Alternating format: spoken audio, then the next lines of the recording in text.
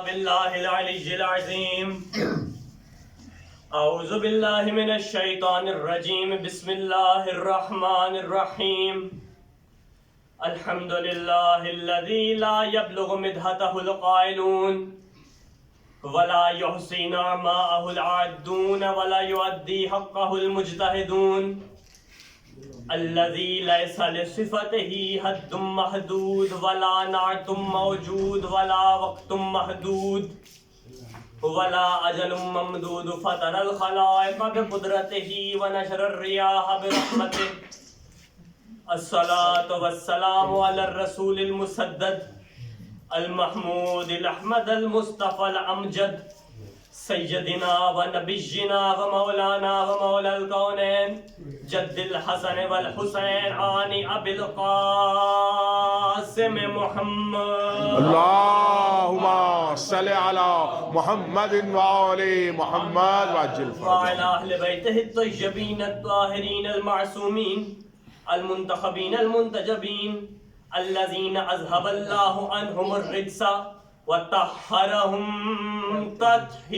تطهيرا اللهم صل على محمد وآل محمد ولعنة الله على بے شمار أجمعين من يوم عداوتهم إلى قيام يوم بے الدين شمار أما بعد فقد قال الله تبارك وتعالى بسم الله الرحمن الرحيم كل شيء أحصيناه في إمام مبين صلوات اللهم صل على محمد وآل محمد وعجل فرجا ساکنان بزم معرفت موالیان حیدر کرار ازاداران سید الشہداء دعا گو ہوں کہ پروردگار عالم اس مقدس مقام پہ ہم سب کے آنے کو اپنی بارگاہ میں قبول و منظور الہی آمین اس کا بہترین اجر تمام تر حاضرین تمام تر بانیان آپ سب کے تمام مرحومین و شہدائے ملت جعفریہ کے نام اعمال میں الہی آمین ہمیں روح ولایت علی سے مستفید ہونے کی توفیق عطا فرمائے۔ الہی آمین جس آیہ کریمہ کے قطع کا میں نے آج انتخاب کیا وہ قطع در اصل بعد از مصطفیٰ روز شہادت مصطفیٰ تا روز قیامت انسانیت کو دستور فراہم کرتا ہے سبحان اللہ کہ سادہ سی بات ہے محمد پہ رسالت ختم ہوئی ہدایت ختم نہیں بے شک بے شک بے شک اور پھر ہدایت کا نظام بعد میں کیا ہے تو اس نظام کو اس ایک آیہ کریمہ میں اللہ نے سمو دیا کہ ہر چیز کو گھیر رکھا ہے ایک واضح امام نے۔ امامت اس وقت کا موضوع بلکہ دراصل بعد از جناب رسالت مآب سب سے اہم موضوع اور سب سے زیادہ توجہ طلب موضوع ہی یہ تھا، بے شک بے شک مگر حوادث زمانہ کہیے یا کچھ اور کہہ لیجئے کہ یہ موضوع کچھ پیچھے چلا گیا۔ اب جب ہم 2020 میں اس وقت اس مقام پہ پہنچ گئے ایک طوفانی سال اپنے 11 ایک ساتھ ختم کر چکا ہے اور 12ویں ابھی باقی ہے، اور دنیا کو بھی ہم یہی بتانا چاہتے ہیں کہ ابھی 11 طوفان بھی نہیں ختم ہوئے، 12واں تو ابھی باقی ہے۔ واہ واہ واہ واہ واہ واہ تو بہرحال ایسے موقع پر میں نے آج سوچا کہ ذکر کیا جائے، زیادہ آج ہو سکتا ہے کہ نعروں والی بات نہ ہو، بلکہ میں تو کہتا ہوں کہ ہمارے جتنے مداح خوان ہیں ماشاءاللہ آپ لوگ اچھی تیاری کر کے آیا کریں، کیونکہ آپ لوگ نعرے لگوا دیتے ہیں تو مجھے حوصلہ ہوتا ہے کہ میں 25-30 منٹ اب انہیں بور کر سکتا ہوں۔ باقی میں حساب لگا رہا تھا کہ الحمدللہ اس ماہ سفر میں 4 سال کم از کم مجھے اس سلسلے میں شرکت کرتے ہوئے ہوگی، اور آپ سب کا اس معاملے پہ میں شکر گزار ہوں کہ آپ لوگ زحمت کو برداشت کرتے ہیں، رحمت سمجھ کے برداشت کرتے ہیں۔ تو دعا گو پروردگار عالم اس فرش کے بچھانے والوں کی تمام تر توفیقات میں اضافہ فرمائے، اور میرے لیے بھی خصوصی دعا کیجیے گا۔ ایک تو اگلے ماہ میرے سالانہ امتحانات بھی ہیں، اس دفعہ پڑھایا انہوں نے جس سیریس انداز میں جتنا نہیں پڑھایا اتنے ہی سخت امتحان لینے کی تیاری کر رہے ہیں، اور دوسرا کہ کچھ شاید ڈاکٹر صاحب نے بتایا کہ مجھے عقل یعنی کہ عقل داڑھ آ رہی ہے، تو تکلیف ہے، لیکن آپ لوگوں کی محبت میں آج یہاں آیا ہوں جو ٹرم سے، تو صلوات پڑھ دیجئے محمد اللہم صلی علی محمد وآل محمد۔ بہرحال امامت کا موضوع، اور یاد ہوگا مشتبہ بھائی کو کہ جب 12 محرم کو ادھر ہادی کے ہاں مجلس تھی تو تب ابھی کچھ بھی نہیں تھا، نہ شہر قائد میں کوئی تماشا لگا تھا، نہ کوئی کافر کے نعرے بلند ہوئے تھے۔ ایک بڑی ہی گرم قسم کی تقریر ہو کے گئی وہاں پہ، اور مجھے بعد میں مصطفیٰ بھائی نے بھی کہا کہ اس طرح کا موضوع پہلے نہیں سنا، لیکن کوئی دعویٰ نہیں ہے، بس ایک چیز تھی جو محسوس ہوئی اور اس کا نتیجہ 11 ستمبر کو پورے پاکستان نے دیکھ لیا کہ مزار قائد میں اسی قائد کے مسلک کے خلاف کافر کافر کے نعرے لگے. تو جو ایک جسے آپ حص کہہ سکتے ہیں جو بتا رہی تھی کہ ملت تشیع پہ ایک کڑا وقت آنے والا ہے, اسی کا ایک تسلسل آج میں بیان کر رہا ہوں جو مجھے محسوس ہو رہا ہے. نہ یہ پیشگوئی ہے نہ یہ کوئی دعویٰ ہے. یہ محسوس ہو رہا ہے کہ اگر اس وقت ہماری ملت نے اپنے عقائد کو واضح طور پہ بیان نہ کیا تو ہم ایک ایسی اندھیری گلی میں جا رہے ہیں کہ جس سے ہمیں نکلنے کا رستہ نہیں. بے شک بے شک بے شک. اسی لیے میں نے امامت کی آیت کا انتخاب کیا اور اگلے کچھ ماہ کی جو نوجندیاں انشاءاللہ اسی آیت کے تسلسل میں چلیں گی. تمہیدی طور پہ آج ایک واقعہ سن لیجئے کہ آپ کو امام کی اہمیت کا پتہ چل جائے گا. ماشاءاللہ جزاک اللہ. صحرا کوفے کے عقب میں, آگے آگے علی, پیچھے پیچھے کمبر, اور روایت میں پڑھ رہا ہوں حق الیقین. ماشاءاللہ. ایک مرتبہ جناب کمبر نے سوال کیا, یا علی کیا ابلیس سے بھی بدبخت کوئی ہے؟ مولا نے کہا, کمبر کیا کرو گے جان کے؟ مولا ویسے ہی جنرل نالج. مولا نے کہا ٹھہر جاؤ, سوال کا جواب مل جائے. تھوڑا سا آگے گئے, جناب کمبر سے انتظار نہ ہوا, دوبارہ سوال کیا. جب جناب کمبر نے سوال کیا تو ایک انتہائی بوڑھا انسان صحرامین کے سامنے آ گیا, عصا اور بھویں آنکھوں کے اوپر تک جھکی ہوئی اور لمبی سفید داڑھی کے جو سینے سے نیچے گئی ہوئی تھی. وہ کہنے لگا کہ اے جوان, کیا سوال پوچھتے ہو؟ کمبر نے کہا کہ تم کون اور میں تمہیں کیوں بتاؤں؟ مولا نے کہا بتا دو اسے, کوئی مسئلہ. کمبر نے اپنا سوال دہرا دیا. اس نے کہا اچھا میں تمہیں بتاتا ہوں, اس کا جواب تو میرے پاس بھی ہے. کمبر نے کہا بتائیے. اس نے کہا میں بتاتا ہوں. جب ابلیس کو اللہ تعالیٰ نے اپنی بارگاہ سے رجیم قرار دے کے نکال دیا, فرشتوں کا حکم ہوا کہ اس کو آسمان کی حدود سے نکال دو, تو ابلیس جاتے ہوئے سوچ رہا تھا کہ کیا مجھ سے بھی بدبخت کوئی اور مخلوق ہے. بہرحال کم از کم اس نے اللہ کی توحید کا انکار تو نہیں کیا تھا نا. انکار کیا تھا تو اللہ کے بنائے ہوئے کو جھکنے سے انکار کیا تھا. بہرحال ادھر اس کے ذہن میں, اس کے دل میں یہ خیال آیا, ادھر سے اللہ نے فرشتوں کو حکم دیا کہ اس کو نہ پھیرا لگوا کے لاؤ جہنم کا. اب بوڑھا بتا رہا ہے, کمبر سن رہے ہیں, علی موجود ہیں. کہتا ہے کہ تب فرشتوں نے اس کی زنجیروں کو کھینچا اور اسے واپس جہنم میں لے گئے. ابلیس کہتا ہے پہلا جہنم کا بھی دہانہ کھولا تو مجھے اتنی شدت کی آگ کے شعلے محسوس ہوئے کہ مجھے لگا کہ میرا وجود جل جائے گا, مگر جبریل نے اپنے پروں کے سہارے سے مجھے اس شعلوں سے بچایا. کہتا ہے میں دہانے کے بعد گیا, پہلا درجہ آیا تو وہاں پر آگ اتنی شدید ہو گئی کہ مجھے کچھ نظر نہ آیا. دوسرا دہانہ, دوسرا پردہ آتش میں نے عبور کیا, مجھے ایسے محسوس ہوا کہ فرشتوں کی تعداد بھی آگ کی شدت سے گھٹتی ہے. کرتے کرتے کرتے کرتے ایک 10ویں پردے پہ آ کے جبرائیل کی بھی آواز ہے کہ اس سے آگے جانے کا صرف تمہیں بھیجنے کا حکم ہے, ہمیں اجازت نہیں ہے. یہاں پر صرف اس دہانہ جہنم کے جو مقرر نگران مقرر ہے وہ فرشتے جا سکتے. کہتے میں چلا گیا.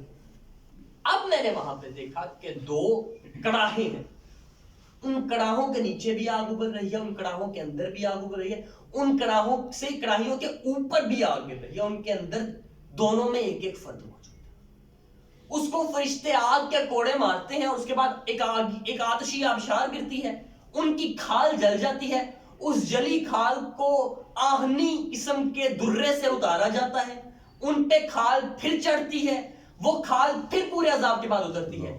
جب میں انتہائی حیرانی کے ساتھ انہیں دیکھ رہا تھا تو اس وقت میں نے حیرانی سے پوچھا یہ کون ہے؟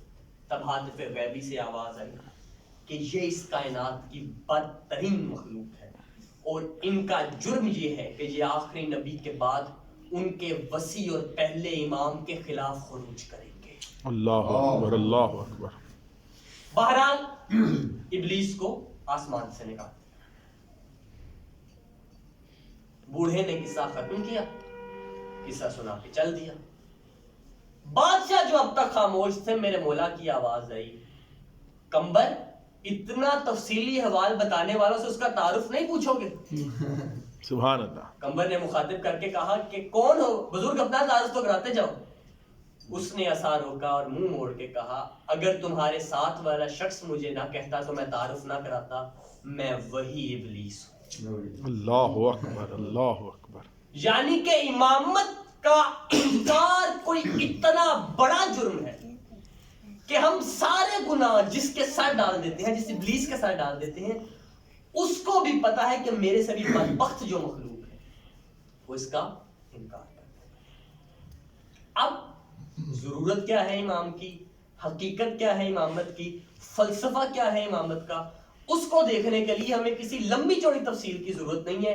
ایک چھوٹا سا ہم مناظرہ دیکھ لیتے ہیں سرکار صادق علیہ محمد علیہ اللہم صلی علی محمد وعلی محمد وعجل فرجہم۔ مدینہ میں یونیورسٹی ہے میرے مولا کی، اور وہاں پر شام سے ایک مناظر آیا ہے بن عمیر، 110 سال اس کی عمر، مفتی اعظم دمشق۔ یہ آیا، اس نے بیان کرتا ہے میں روزہ رسول پہ دعا کی ہوئے جب میں آیا وہاں پر تو میں نے مدرسے کا منظر دیکھا کہ 90 حلقے بنے ہوئے ہیں، ہر حلقے میں 90 طلاب موجود ہیں، اور امام جعفر صادق علیہ السلام کا مدرسہ۔ اللہم صلی علی میں نے ایک دفعہ پہلے بھی غالباً یہی ذکر کیا تھا کہ اس قسم کا نہیں تھا کہ وہاں پر ایف ایس سی یا بی ایس سی کے اسٹوڈنٹس تھے، ہر کوئی اپنی اپنی فیلڈ کا پی ایچ ڈی کا طالب علم تھا۔ بے شک بے شک۔ اب 90 حلقے اور ہر کسی میں 90 طلاب۔ اب میرا تو ریاضی کمزور ہے، ریاضی سے ڈر کے ہی میں ایم بی بی ایس کی طرف بھاگا تھا، تو آپ حساب لگا کے بتا دیں کہ ہمارے پاس یہ 8100 طالب علم تھا، 8100۔ اتنوں کا استاد فقط ایک۔ سبحان اللہ۔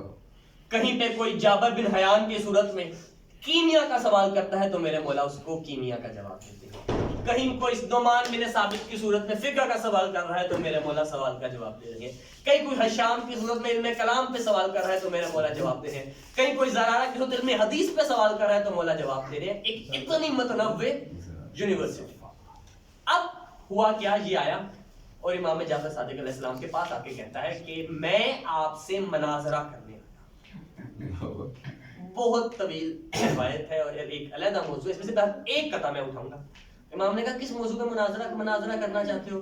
اس نے پہلے قرآن کا موضوع بتایا، پھر فقہ کا موضوع اٹھایا، پھر حدیث کا موضوع اٹھایا، کرتے کرتے کرتے امام ایک ایک شاگرد کے پاس بھیجتے کہ اس سے ہار کے آتا رہا۔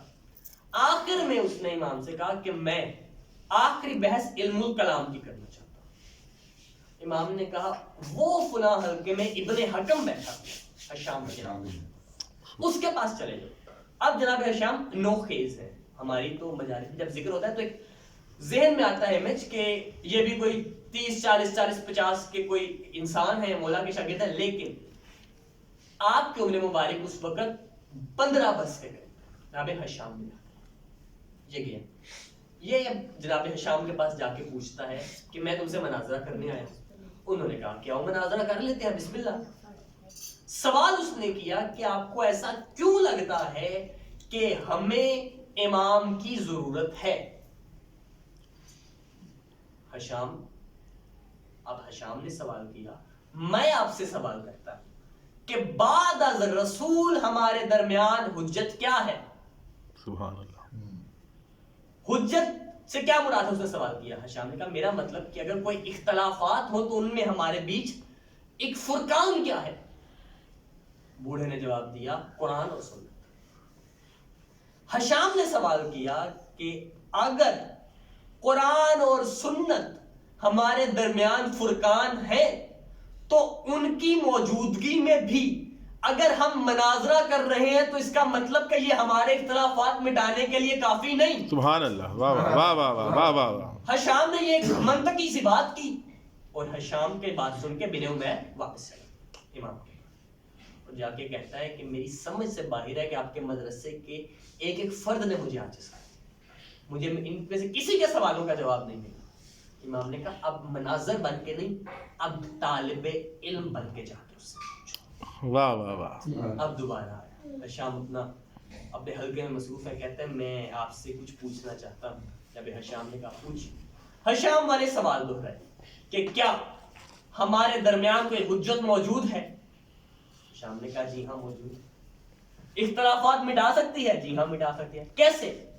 اب ہشام نے انتہائی عقلی سا سوال کیا. کیا سوال؟ مجھے یہ بتاؤ تمہارے ہاتھ کس لیے؟ وہ کہنے لگا یہ بھی کوئی بات ہے؟ کہا نہیں بتائیے نا، بچہ سمجھ کے بتا دیں. کہا اسے میں اپنے کام کرتا ہوں. آنکھیں کس لیے ہیں؟ دیکھتا ہوں. پاؤں کس لیے ہیں؟ چلتا ہوں. اچھا جو بھی چیز سامنے ہے اس پہ ہاتھ اٹھا لیتے ہو؟ کہا نہیں، کوشش کرتا ہوں کہ جس چیز سے خدا نے منع کیا اس کو ہاتھ نہ لگاؤں. اچھا کچھ بھی دیکھ لیتے ہو؟ نہیں، کوشش کرتا ہوں کہ جو خدا کے محرمات ہیں ان کو نہ دیکھوں. اچھا کہیں بھی چلے جاتے ہو؟ کوشش کرتا ہوں کہ جہاں پر مجھے شرع اجازت دیتی ہے وہاں چلا جاؤں. تو ہشام نے کہا یہ سب اپنی مرضی کے تحت چلتے ہیں یا تمہارے تابع ہیں؟ نے کہا میرے تابع ہیں. کہا کیسے؟ بن عمیر کہتا ہے اللہ نے میرے دماغ میں صلاحیت رکھی ہے کہ ایک ایک عضو کے بارے میں مجھے قوت فیصلہ دے سکے. ہشام نے کہا بس اتنی سی بات سمجھ میں نہیں آئی، ایک عام انسان کے لیے اللہ اس کے جسم میں دماغ کی صورت امام مقرر کرے گا، پوری امت کو بغیر امام کے چھوڑ دے گا. واہ واہ واہ واہ واہ واہ واہ سبحان اللہ. نعرہ حیدری. کیا کہنے کیا کہنے. خاموش ہو گیا. اب کہتا ہے پھر مجھے بتاؤ کہ امام کو. شام نے کہا وہ جو منبر سے بار بار تجھے میری جانب بھیج رہی ہے ہستی وہ امام. سبحان اللہ. واہ واہ واہ. یہ کہتا ہے مجھے اطمینان کیسے آئے؟ آخر ضروری تو نہیں کہ 110 سال کی محنت کو بندہ 4 سوالوں میں بھول جائے. اب ہشام نے ایک فارمولا بتایا جو بڑا خوبصورت. ہشام کہتے ہیں ایسا کرو روزہ رسول کی جانب رخ کر کے بیٹھ جاؤ، اپنے ذہن میں کچھ سوال سوچو اور محسوس کرو کہ روزہ رسول سے کیا جواب آتا ہے. اس کے بعد وہی سوال جعفر صادق سے پوچھو. واہ واہ واہ. اگر جواب ایک جیسے ملے تو سمجھ لینا کہ یہ وقت کی. واہ واہ واہ واہ واہ واہ واہ واہ. کچھ دیر کے لیے گیا، واپس آیا، امام کے پاس آیا. مولا میں کچھ پوچھنا چاہتا ہوں. امام نے کہا کیا تم مجھ سے یہ پوچھنا چاہتے ہو کہ میرے مدرسے کی دہلیز میں داخل ہوتے ہوئے تم یہ سوچ رہے تھے کہ اگر مجھے محمد باقر کے فرزند نے ان 300 درہموں کا بتا دیا کہ جو میں شام سے نکلنے سے پہلے لال رومال میں بند کر کے اپنی زوجہ کو یہ کہہ کے دے کے آیا تھا کہ اگر میں واپس نہ آیا تو ان سے اپنی زندگی کا بقیہ انتظام کر لینا، کیا تم یہ سوچ کے نہیں ہے روزہ رسول پہ کہ اگر ان 300 درہموں کا ذکر جعفر صادق نے کر لیا تو میں انہیں امام برحق مان لوں گا؟ واہ واہ واہ واہ واہ. بات یہاں تک بیٹھی، یہ نہ ہاں کر سکا نہ کر سکا، قدموں پہ ہاتھ لگا کے فقط 3 فکرے کہے کہ لا الہ الا اللہ محمد الرسول اللہ علیہ وسلم. واہ واہ واہ. سبحان اللہ سبحان اللہ سبحان اللہ. ماشاء اللہ. یہ امام منصوص من اللہ. تو تشیع کا اور برادران اہل تسنن کا سب سے بڑا فرق ہے، 2 بنیادی فرق ہیں. ایک یہ کہ ہم منصوص من اللہ مانتے ہیں یعنی کہ اللہ نے مقرر فرمایا ہے انہیں، اور دوسرا انہیں فرق جو ہے وہ ہمارے ہاں معصومیت کا ہے. ان کے ہاں معصوم نہیں مانتے وہ جو اپنے ائمہ ہیں، لیکن یقین جانیے کہ وہ کہتے ہیں کہ ہر کوئی خطا کر سکتا ہے، لیکن کبھی کسی کے سامنے کسی خطائے اجتہادی والی کی بھی خطا کا تذکرہ کر کے دیکھ لیں تو آپ کو اس طرح محسوس ہوگا کہ آپ جو ہے نا بس اب آپ پہنچنے لگے ہیں کسی مدافع رسالت کے ہاتھوں اپنے انجام تک. بلکہ وہ آپ نے واقعہ دیکھا ہے کہ وہ جو خوشاب میں مینیجر قتل ہوا ہے، وہ کس بات پہ قتل ہوا ہے جناب؟ وہ بیچارہ 2 باتیں کر بیٹھا تھا. پہلی یہ کہ محمد بھی اللہ کی مرضی کے بغیر کچھ نہیں کر سکتے، بے شک اس میں ایسا کچھ بھی نہیں. اور دوسری بات کیا تھی کہ واجب نماز پڑھ لو، نفل پڑھنا ایڈوانس ہے، نہ بھی پڑھو تو کوئی نقصان نہیں. ان 2 باتوں پہ وہ بیچارہ بینک مینیجر ہاتھ کھو گیا، گارڈ کے ہاتھوں میں. مطلب توہین اتنی کوئی جو ہے نا اس وقت ایک سنجیدہ اور حساس موضوع بن کر اپنے جوانوں کو بھی خصوص میں کہہ رہا ہوں کہ اسلام آباد میں بھی یہ واقعہ ہوا ہے کہ وہ ماسٹر صاحب نے پڑھاتے پڑھاتے فضائل شروع کر دیے کسی ایسے کے کہ جس کا نام لینا بھی ہم اس مقدس محفل میں پسند نہیں کرتے. ایک بیچارہ طالب علم برداشت نہ کر سکا، اس نے ایک سوال کر دیا سادہ سا، جیسا ایک جرم ہم بھی کر بیٹھے تھے اپنی ایف ایس سی میں، کہ وہ بتایا تھا کہ ناصر عباس شہید کا یہ فکرہ تھا کہ وہ میرے بعد کوئی نبی ہوتا. تو میں نے بس وہی پوچھ دیا کہ یہ نہ ہو ہی جاتا، کیونکہ ایک نئی مثال بنی تھی کہ 40 سال پتھر کو سجدہ کرتی رہی تھی ذات. تو اس نے بھی ایسی کوئی بات کر دی تو 10-12 طلباء نے اس شیعہ طالب علم کو پہلے زودوکوب کیا اور اس کے بعد اس کو تھانے لے گئے، اور تھانے لے جانے کے بعد اب اس میں پرچہ بھی ہوا. اگر آپ کا کوئی ریفرنس نہیں ہے تو یہاں پر جتنے فن خوان بنے ہوئے انتہائی معذرت کے ساتھ کوئی پیچھے نہیں ہے. تو اس صورت میں ہماری ذمہ داری کیا ہے؟ وہی کہ جو ہمارے آقا جعفر صادق نے بیان کی تھی کہ ہمارے مذہب کی، ہمارے پیغام کی تبلیغ کرو زبان کھولے بغیر. اور ہمارا کردار سب سے بڑی ہماری سند ہونا چاہیے. اور اس ضمن میں ایک اور بات کہ جو ہمارے وہ اکثر جو ہے وہ فتوے کا تذکرہ کرتے ہیں، میں اس پہ مسلسل بات کر رہا ہوں کیونکہ اگلے کچھ سیشن مجھے لگ رہا ہے کہ ذرا تبرعی رنگ کے ہونے والے ہیں. تو پہلے ہی تمہید باندھ دوں کہ جو آیت اللہ سید علی خامنہئی نے کہا ہے نا کہ اہل سنت، برادران اہل سنت کے مقدسات کی توہین جائز نہیں ہے، تو قبلہ شہریار عابدین نے ایک فکرے میں تبصرہ کیا ہے کہ اگر ہندوستان کا کوئی مرجع یہ کہہ دے کہ گائے کو ذبح کرنا مسلمانوں کی جان بچانے کے لیے وہاں پر جائز نہیں ہے، تو اس کا یہ مطلب نہیں ہے کہ اس نے کہہ دیا کہ گائے کا پیشاب پینا بھی واجب ہو گیا. سبحان اللہ. یہ بڑا باریک فرق ہے. توہین سے منع کیا گیا ہے، بیان تاریخ سے منع نہیں کیا گیا. واہ واہ واہ واہ. اور ایک اور بات جو یہاں پر کی آیت اللہ سید علی سیستانی نے یہاں پر اسی کی بھی میں بات کروں کہ اگر انہوں نے کہا ہے کہ اہل سنت ہمارے بھائی نہیں، ہمارے نفس ہیں یا ہماری جان ہے، تو اس کا بھی مطلب سمجھیے. اس کا مطلب یہ نہیں ہے کہ بھائی کر کے بھائیوں کی ساری زیادتیاں برداشت کرتے ہیں. اس کا مطلب یہ ہے کہ کوئی بھی انسان نہیں چاہتا کہ اس کا نفس جہنم کی آگ میں چلے.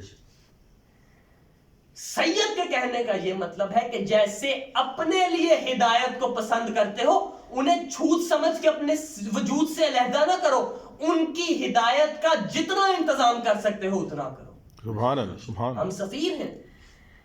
اور یہ امامت کا نظام، آیت اللہ تقی بہجت کی بات، اس کے بعد میں اپنے کلام کو یہاں پر سمیٹنے کی جانب لے کے چلوں کہ آیت اللہ تقی بہجت فرماتے ہیں کہ ایسا نہیں ہوگا کہ ظہور امام زمانہ کے بعد امام فقط ایک انگشت میں ذوالفقار گھمائیں گے اور تمام نظام عالم درست ہو جائے گا. انہوں نے بڑا شدید سخت فکرہ استعمال کیا، اور فکرہ تھا کہ ظہور کے وقت حلوہ تقسیم نہیں ہوگا. جب وقت ظہور ہوگا تو وہ بھی کسی قیامت سے کم نہ ہوگا. تو اپنے آپ کو اس وقت زمانہ جس نہج پہ پہنچ گیا ہے، 3 جنوری کی تبدیلی سے لے کر اب تک ایک ایک چیز اشارہ کر رہی ہے کہ کوئی آنے والا ہے. بے شک بے شک. اور ہم نے اپنے آپ کو تیار کرنا ہے. اور ایک ضمنی سی بات سن لیجیے کہ ابھی یہ جو دوسری لہر آ رہی ہے نا کورونا کی، اس کا سٹرین کہہ لیں، مطلب ایک جراثیم کی نسل کہہ لیں، پچھلی والی سے زیادہ شدید ہے. اور ابھی تک ہمارے پاس پچھلی کی کوئی حلت نہیں آئی تھی. یہ آگے ابھی ہماری حکومت نہیں چاہ رہی، ہمارے ادارے نہیں چاہ رہے کہ کسی قسم کی کوئی صورتحال خراب ہو یا ہڑبڑ مچے. آپ نے اپنی احتیاط خود کرنی ہے. جناب سیدہ کی دعا ہے، آپ ایک ایک ماتمی ہمارے لیے ہماری جان سے زیادہ اہم ہے. ہم اپنی حفاظت خود کریں گے تو ہی ہمارا کام بنے گا. ہم نے اور کسی سے توقع نہیں رکھنی. اور اسی کے ساتھ امام زمانہ علیہ السلام کے ذکر سے اپنی بات کو اختتام کی جانب لے کے چلتا ہوں کہ غالباً آیت اللہ حسین امینی ان سے اسی طرح امامت میں مناظر ہوا تھا، تو انہوں نے ایک سوال کیا تھا مناظر سے. وہ سوال یہ کیا کہ امام مہدی کے وجود کو تسلیم کرتے ہو؟ اس نے کہا جی کرتا. تو انہوں نے کہا ہم بھی کرتے ہیں. ایک بات بتاؤ کہ کیا تمام شیعہ اور سنی مل کر کسی ایک ہستی کو مہدی نامزد کر سکتے ہیں؟ ایک کو بنا لیتے ہیں، مسئلے ختم ہو جائیں. ادھر فوراً کہا کہ نہیں جناب، حضرت مہدی رضی اللہ کا انتخاب اللہ کی ذمہ داری ہے. تو حسین امینی نے کہا سمجھ میں نہیں آئی کہ امامت کے جس سلسلے کی آخری کڑی اللہ خود بھیج رہا ہے، یہ کیسے ممکن ہے کہ پہلی کڑی کا انتخاب مسلمانوں کی گردن؟ واہ واہ واہ واہ واہ واہ واہ واہ. سبحان اللہ سبحان اللہ تو سبحان یہ اللہ. اصل میں امامت ہے، نظریہ امامت، نظریہ مہدویت ہمارے بہت سارے سوالوں کا جواب ہے. کیونکہ جو ٹرین کا سٹاپ ہوتا ہے نا، کوئی ایک سٹاپ بھی بتانے کے لیے کافی ہوتا ہے کہ ٹرین آ کہاں سے رہی ہے اور جا کہاں سے رہی ہے. اور اللہ نے قرآن میں بڑا ہی سادہ سا کلیہ دے دیا ہے 2 لفظوں میں کہ فَأَيْنَ تَذْهَبُونَ، کدھر جا رہے. بس عزیزان گرامی قدر، امامت ہمارا نقطہ اتحاد بھی ہے، ہمارا نقطہ ارتقا بھی ہے. ہماری جتنی کوششیں ہیں، جتنی زحمتیں ہیں، ہم جتنی زیادتیوں پہ خاموش ہیں، ہم جتنے جنازے خاموشی سے اٹھا رہے ہیں، اور ہم جتنے مظالم برداشت کر رہے ہیں سب فقط ایک آس پہ برداشت کر رہے ہیں کہ جب جناب نرجس کے دل کا چین اس کائنات میں آئے گا تو ایک ظالم سے بدلہ لیا ہے۔ 2020 میں بہت نقصان ہوئے ہیں ملت جعفریہ پاکستان کے بالخصوص، آیت اللہ طالب جوہری، قبلہ ضمیر اختر نقوی، قبلہ حیدر علی موسوی، قبلہ منتظر عباس نقوی، قبلہ نیاز حسین نقوی، اور بھی کئی علماء کرام۔ ڈاکٹر قلب صادق کی طبیعت بہت زیادہ خراب ہے، دعا فرمائے پروردگار عالم بحق کے سید سجاد ان کو شفائی کاملہ عاجلہ عطا فرمائے۔ نثار پارٹی کے بہت لازوال طرزیں ترتیب دینے والے ہمارے پاس جو تھے بزرگ تھے جنہوں نے پیکان برس رہے ہیں تابوت پر حسن کے، اور آہوش میں سجاد کے گھر جل گئے سارے، وہ کل امام زمان علیہ السلام کی بارگاہ میں چلے گئے۔ پچھلے ہفتے حاجی سہیل اصغر وفات پائے کہ جو امام حسن مجتبیٰ علیہ السلام کا جو منتی اور بشارتی تابوت ادھر حسینی حال میں ہوتا ہے جس کا سارا انتظام دیکھتے تھے، وہ اس دنیا سے چلے گئے۔ ایسا محسوس ہو رہا ہے جیسے ہمارے پاس سرمایے گھٹتے جا رہے ہیں۔ یہ ماہ، یہ دن، بس میرے ذہن میں آیا کہ حسن مجتبیٰ سے منسوب 2 امام حسن مجتبیٰ علیہ السلام کے نوکر پچھلے ایک ہفتے میں گئے ہیں، تو آج کیوں نہ ان کے بلندی درجات کے لیے بھی، تمام تر مرحومین کے بلندی درجات کے لیے، عمران کاظمی مرحوم کے بلندی درجات کے لیے، کیوں نہ آج ذکر اس ہستی کا کر لیا جائے کہ جو امیر ہوتے ہوئے اپنے نانا کے پہلو میں دفن نہ کیا جائے۔ اللہ، کیوں نہ آج اس ہستی کا ذکر کر لیا جائے کہ جس کو زہرا کی بستی ہوئی حویلی میں زہر دیا گیا۔ اجدن کے جنازوں کی تاریخ بڑی مظلومیت ہوئی، زمانے کے رسول کا جس میں اتھر 3 دن کفن میں پڑا ہے، جناب سیدہ کو رات کے اندھیرے میں 7 افراد نے دفن کیا۔ میرے مولا علی علیہ السلام کے جنازے کی 3 شبیہ بنا کے مختلف رستوں پر بھیجی گئی، اور جو حسین کے جنازے کے ساتھ ہوا وہ تو بتانے کی ضرورت نہیں، نہ کسی نے کندھا دیا، نہ کسی نے تشیع جنازہ کی، نہ کسی نے بہنوں کو پوچھا دیا۔ پنجتن میں ایک جنازہ تھا کہ جو دن کی روشنی میں مدینہ میں، مگر اس سے پہلے کی کیا صورتحال بنی میری سکت نہیں ہے کہ میں بیان کر سکوں۔ بس ایک مرتبہ روزے کی افطار کا وقت آیا، میرے مولا حسن مجتبیٰ نے لئینا کا رکھا ہوا جام اٹھا کے ایک گھونٹ بھرا تھا، وہ گھونٹ حلق سے نیچے اترنے کی دیر تھی یا امام کے ہاتھ سے کوزہ گر گیا۔ امام کے وجود اتھر کے ساتھ کیا ہوا یہ میں بیان نہیں کر سکتا، مگر اتنا سن لیں کہ کوزہ جب زمین پہ گرا نا تو جہاں وہ پانی گرا وہاں پر زمین جوش مارنا شروع ہو گئی تھی۔ اللہ جانے جگر حسن مجتبیٰ کا کیا حال ہوا ہوگا۔ بس عزیزو، ایک مرتبہ جناب امام حسن مجتبیٰ کی آہ بلند ہونے کی دیر تھی یا زہرا کی حویلی میں دروازوں نے کھلنا شروع کیا، حسین بھی آئے، حسن کے مقدس وجود پر عباس بھی آئے، جناب زینب کبریٰ بھی تشریف لائی، ساری بہنیں آئیں۔ بسے ہوئے مدینے میں حسن کے ارد گرد بہن اور بھائیوں کا مجمع ہے۔ ایک مرتبہ حسن مجتبیٰ نے عجیب سی بات کی، کہا زینب بہن ذرا تشت لائیے۔ جناب زینب نے کہا بھائیا تشت کس لیے؟ امام نے کہا میرے جگر کے ٹکڑے جا رہے ہیں۔ اب ایک مرتبہ تشت آیا، ادھر امام نے خون کی قے کی، اس کے بعد جگر کے ٹکڑے کٹ کٹ کے زینب کی آنکھوں کے سامنے تشت میں ٹکڑے آ رہے تھے، مگر ظاہراً دنیا دیکھ رہی تھی کہ ٹکڑے تشت میں آ رہے ہیں۔ قبلہ حسن ظفر نقوی اس مقام ایک عجیب فکرہ کہتے ہیں میرا دل نہیں مانتا کہ وہ ٹکڑے تشت میں گر رہے تھے۔ کیوں؟ کیونکہ سنتے ہو نا کہ جب 10 محرم کو شمر کے خنجر کے نیچے حسین کا سر کٹ رہا تھا تو ایک ماں تھی نا کہ جو اپنا انچل پھیلائے شمر کے خنجر تلے ہاتھ رکھ رہی تھی، جو ماں اپنے حسین کی دفعہ تشریف لائی تھی، کیسے ہو سکتا ہے کہ وہ حسن مجتبیٰ کے جسم پہ نہ آئے؟ بس عزیزو، ایک مرتبہ حسن کا وجود سبز رنگ کی جانب مائل ہونے لگا۔ اب حسن نے زندگی کی وصیتیں کرنا شروع کی۔ آخری وصیت کرنے کے بعد حسن نے کہا مجھے میرے قاسم سے ملوا دو۔ 3.5 برس کے قاسم دنیا و ما فیہا سے بے خبر اپنے بستر پہ آرام کر رہے تھے۔ جناب ام فروہ نے جگانا مناسب نہیں سمجھا، شاید ماں نے سوچا ہوگا آج کے بعد ہر رات یتیمی کے اندھیرے کے ساتھ آئے گی، سوتے ہوئے لال کو اٹھا کے اپنے زخمی سرتاج کے سینے پہ لٹا دیا. ایک مرتبہ سینے پہ آتے ہی شہزادہ قاسم تڑپ کے اٹھ کے کہتے ہیں اماں مجھے کسی جلتے ہوئے وجود میں کیوں رکھ دیا, مجھے تو بابا کے سینے پہ لٹایا کرتی تھی. حسن نے باہیں سمیٹ کے کہا قاسم میں حسن آپ کے والد ہوں. بس عزیزو ایک مرتبہ قاسم نے تڑپ کے دیکھا میرے بابا کی کیا حالت ہے. یہاں پر میں ایک بات کروں گا, یہی فرق ہے امیر حسن میں اور غریب حسین میں. جس کو جنت کے 2 کافور ملے وہ امیر حسن ہے, جس کو کربلا میں کفن بھی نہ ملے وہ غریب حسین ہے. جس کے جنازے سے بہنیں کھلے ہاتھوں کے ساتھ تیر کھینچے وہ امیر حسن ہے. جس کی لاش پہ بہن بندے ہاتھوں کے ساتھ ہے وہ غریب حسین ہے. تیسرا اور آخری فرق, جس کی لاشے پہ 3.5 برس کا بیٹا پھوپھیوں کے آنچل کے سائے میں آئے وہ امیر حسن ہے. مگر جس کی لاش پہ 3.5 برس کی بیٹی گوشوارے چھپنے کے بعد, چادر لٹنے کے بعد, تماچے کھانے کے بعد آئے وہ غریب حسین ہے.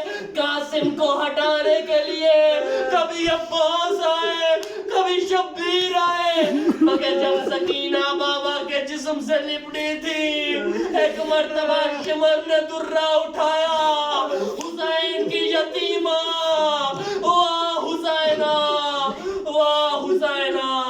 انا للہ و انا الیہ راجعون. الا لعنت اللہ علی قوم الظالمین.